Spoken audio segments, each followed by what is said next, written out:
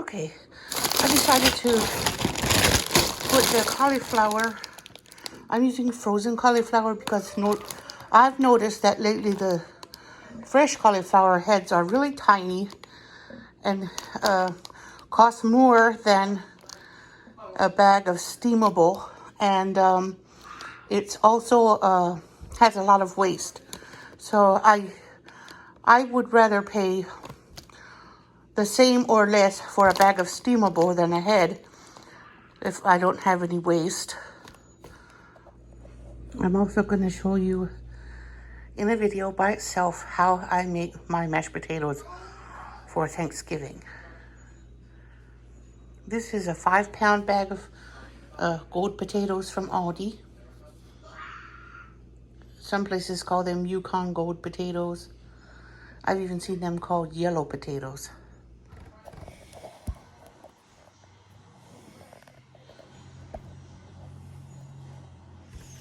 Alright, I'm just peeling the potatoes.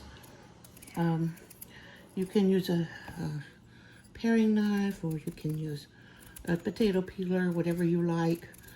But how I like to do it, I like to use the smallest paring knife because I have more control of it to make thin peels and not waste too much potato. My grandmother used to hammer it into my head that potatoes should be peeled as thinly as possible because you waste too much potato by peeling it too thick. And so I remember that. She grew up in the aftermath of the Great Depression, and so she still has a lot of those. She still had a lot of those values in her head when I was growing up. And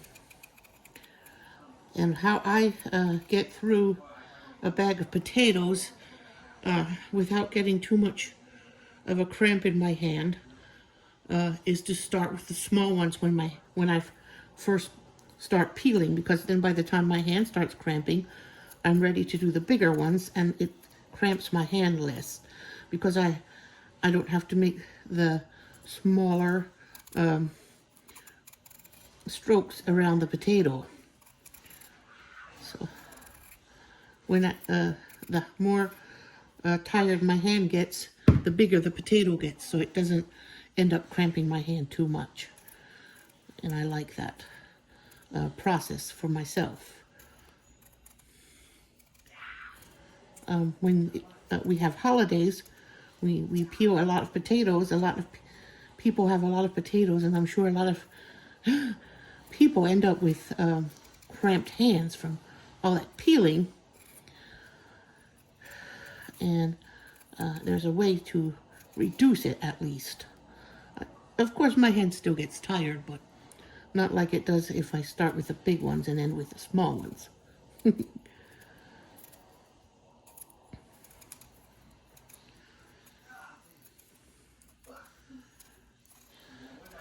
I started because my kids love mashed potatoes so much. I have them on the menu once a week.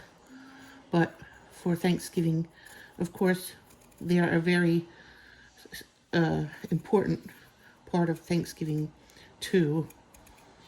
So I decided to have a series of Thanksgiving dinner recipes. So I'll make it clear and concise, one recipe at a time, or maybe two if it's something that doesn't take too long. And that way, if somebody's looking for a mashed potato recipe, they can find it quick. Or if they are looking for any of my other recipes, they can find them quicker than if I just make the whole meal in one video. And I have noticed that recipe videos, they get hit year round. And especially, and they get extra during the holidays. Like, they don't expire, they're classic, they stay. They keep getting traffic. And also building something will generate a lot of traffic consistently. Whereas some things are not like that, like a mukbang. I mean, it might be or taste test. Some things are like really popular for a while and then not anymore. But when it comes to cooking, there are a lot of classics.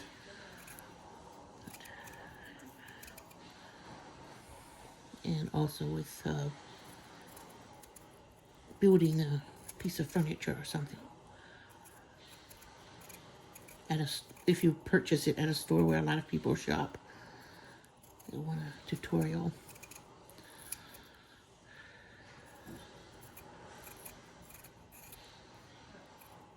There.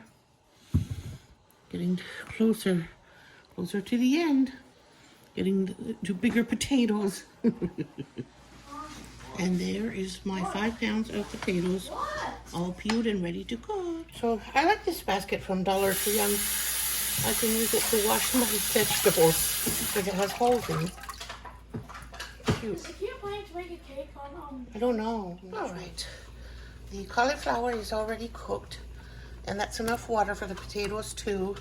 I don't cover them and drain it after they're cooked. I save the water, and I use dry milk. I don't use other milk because the kids need to drink the other milk, so I use dry milk. It's shelf stable. It lives in the pantry for whenever I need it.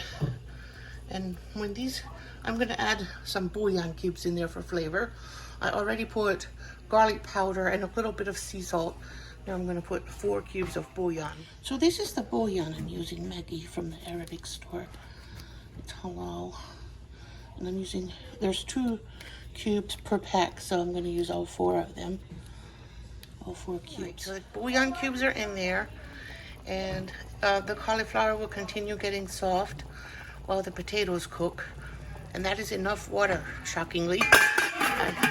I will turn it down to low and let it steam the potatoes until they're soft enough to mash. All right, there they are, soft and ready to mash. Let me go get the butter and the cream cheese.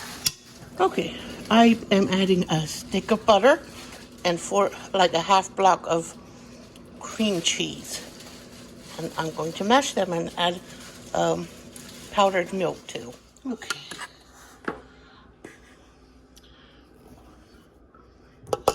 One,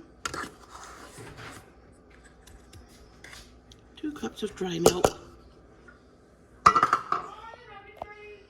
I think they're ready. Okay, that is it. I'm gonna go to mashing and I'll come back. Okay. Now I have 2 choices. I can just let it sit and it will thicken a little because butter and cream cheese melt when they're hot. And it will be creamy and perfect. So I let it sit for about, I don't know, 10, 15 minutes, 20 minutes or so. Or I can shake in a little bit of instant mashed potatoes and thicken it. Okay, I'm not going to use the whole pack. I always have some on hand for like different things in the kitchen, and this is one of them. If I think that it could be a little thicker, I add a sprinkle of it and stir it in.